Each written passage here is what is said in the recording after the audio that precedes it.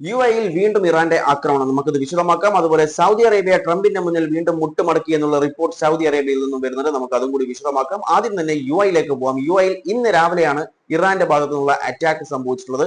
അത് വിശദമാക്കുന്നതിന് മുൻപായി ഒന്ന് ബാക്ക്ഗ്രൗണ്ടിലേക്ക് പോകാനുണ്ട്. കാരണം ബാക്ക്ഗ്രൗണ്ട് എന്ന് പറയുന്നത് ഇന്നലെ US മിലിറ്ററി പറഞ്ഞുള്ളത് ഒരു ഇറാനിയൻ അറ്റാക്ക് ഉണ്ടായിട്ടുണ്ടായിരുന്നു. 3 American destroyers in strait of Hormuz. Strait of ഹോർമൂസിൽ 3 അമേരിക്കൻ ഡിസ്ട്രോയേഴ്സിന് നേരെ ഇറാന്റെ അറ്റാക്ക് ഉണ്ടായിരുന്നു. എന്നാൽ അതൊക്കെ ഇന്റർസെപ്റ്റ് ചെയ്തിട്ടുണ്ട് എന്നാണ് US മിലിറ്ററി പറഞ്ഞത്.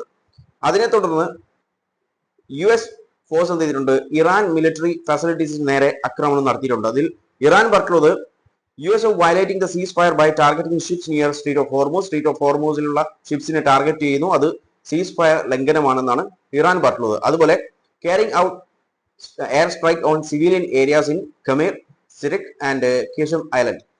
അതായത് കേഷം ഐലൻഡിലും സിരിക്കിലും അതുപോലെ ഖമീറിലും സിവിലിയൻ ഏരിയസ് ആണ്. അവിടെ യുഎസിന്റെ സ്ട്രൈക്ക് ഉണ്ടായിട്ടുണ്ട്. അതൊക്കെ സീസ് ഫയർ വയലേഷൻ എന്നാണ് ഇറാന്റെ ഭാഗത്തു നിന്നും പറഞ്ഞിട്ടുള്ളത്. ഓക്കെ, ഇതിനെ തുടർന്നാണ് ഇന്ന് രാവിലെ ഇറാൻ UAEനെ അറ്റാക്ക് ചെയ്തിട്ടുള്ളത്. നമുക്കറിയാം കഴിഞ്ഞ തിങ്കളാഴ്ചയും ചൊവ്വാഴ്ചയുമായി UAEക്ക് നേരെ ഇറാന്റെ ആക്രമണം ഉണ്ടായിട്ടുണ്ടായിരുന്നു. എന്നാൽ ഇറാൻ അത് ഡിനൈ ചെയ്യുകയാണ് ചെയ്തിട്ടുള്ളത്. അതായത് ഫുജിയറയിലുള്ള അറ്റാക്കിനെ കുറിച്ചാണ് പറയുന്നത്.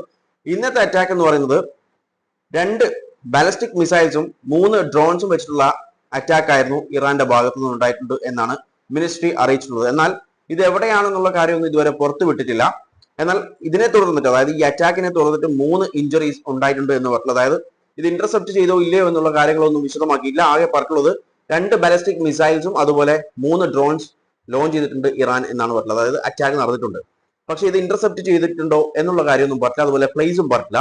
ഇതിൽ പറഞ്ഞിട്ടുള്ളത് 3 മോഡറേറ്റ് ഇഞ്ചുറീസ് ഉണ്ടായിട്ടുണ്ട് എന്നുള്ള കാര്യമാണ് UAE പുറത്തുവിട്ടിട്ടുള്ളത്. ഈ ഒരു മിസൈൽ ത്രെട്ടിനെ തുടർന്ന് Dubai and Abu Dhabi flight suspend ചെയ്തു എന്നാണ് UAEയിൽ നിന്നും വരുന്ന ഇൻഫോർമേഷൻസ്. അതായത് ഫ്ലൈറ്റ്സ് ഫ്രം മുനിച്ച്, ആംസ്റ്റർഡാം, ബാംഗ്ലൂരു ഒക്കെ ഡിസ്റപ്റ്റ് ചെയ്തിട്ട് ഈ ഒരു വാർണിംഗ് സൈറൻ വന്നതിന് ശേഷം UAEയിലെ പല ഫ്ലൈറ്റ്സും എന്ത് ചെയ്തിട്ടുണ്ട്? സസ്പെൻഡ് ചെയ്തിട്ടുണ്ട് എന്നുള്ള വിവരമാണ് UAEയിൽ നിന്നും വരുന്നത്. അതുപോലെ UAE ministry of defence announce ചെയ്തിട്ടുള്ളത് തിങ്കളാഴ്ച the country air defence are actively engage ചെയ്തു എന്നാണ് പറഞ്ഞത്. അതായത് a missile and drone attacks early മോർണിംഗിൽ. ഓക്കെ, ഇനി ഇന്നലെ ഇറാൻ USനെ അറ്റാക്ക് ചെയ്യുന്ന ദൃശ്യങ്ങൾ ഇറാൻ മീഡിയ പുറത്തുവിട്ടിട്ടുണ്ട്. അതൊന്ന് കാണാം.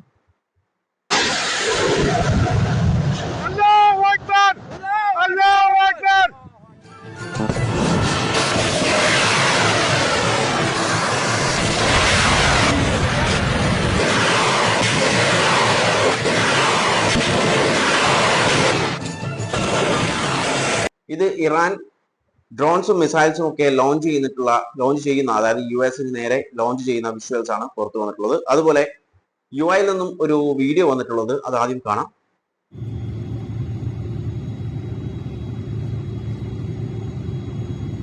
ഈ ഒരു വീഡിയോ ക്ലൈം ചെയ്യുന്നത് ഇത് എയർപോർട്ടിൽ നിർത്തുകയാണ്. അതായത് എയർപോർട്ടിലാണ് ഇന്നത്തെ അറ്റാക്ക് നടന്നിട്ടുള്ളത് എന്നുള്ള കാര്യമാണ്. പക്ഷെ ഇതൊന്നും മെയിൻ സ്ട്രീം മീഡിയാസ് ഒന്നും ഇത് വെരിഫൈ ചെയ്തിട്ടില്ല. അതുകൊണ്ട് തന്നെ, കാരണം UAE മിനിസ്ട്രി ഇതുവരെ എവിടെയാണ് അറ്റാക്ക് നടന്നിട്ടുള്ളത് എന്നുള്ള കാര്യം പുറത്തു വരില്ല. ഇതൊരു പാസഞ്ചർ എടുത്തിട്ടുള്ള വീഡിയോ ആണ്. അതിൽ ക്ലൈം ചെയ്യുന്നത് എയർപോർട്ടിന് നേരെയാണ് ഇന്ന് അറ്റാക്ക് നടന്നിട്ടുള്ളത് എന്നാണ്.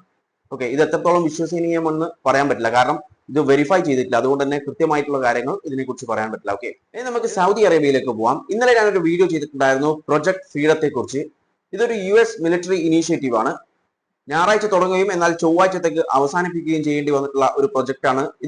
ഇത് നിർത്തിവെക്കാനുള്ള കാരണം ട്രംപ് പറഞ്ഞത് പച്ചക്കള്ളമായിരുന്നു. യഥാർത്ഥ കാരണം എന്ന് പറയുന്നത് സൗദി അറേബ്യയും റീജിയണൽ പാർട്ട്നേഴ്സും എന്ത് ചെയ്തിട്ടുണ്ട്?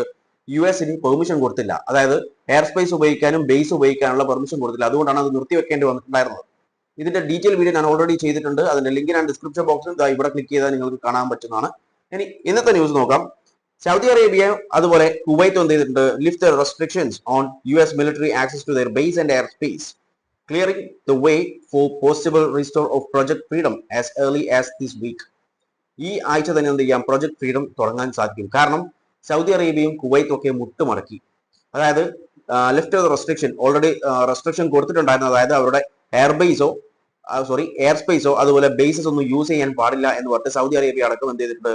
റെസ്ട്രിക്ഷൻ കൊടുത്തിട്ടുണ്ടായിരുന്നു. എന്നാൽ ആ റെസ്ട്രിക്ഷൻ ആണ് ഇപ്പോൾ എടുത്തു കളഞ്ഞിട്ടുള്ളത്. Okay, access for US bases and overflight operation in Saudi Arabia was restored following the second phone call between Trump and Crown Prince Mohammed bin Salman.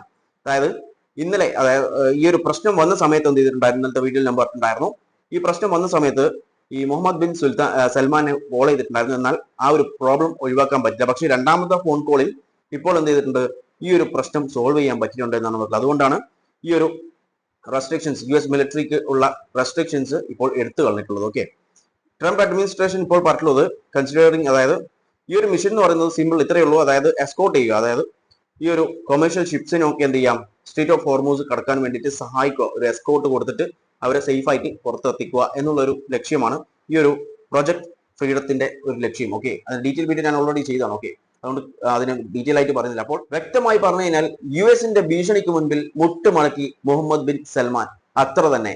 ഇനി എപ്പോൾ വേണമെങ്കിലും ഈ ഒരു പ്രൊജക്ട് ലോഞ്ച് ചെയ്യാം.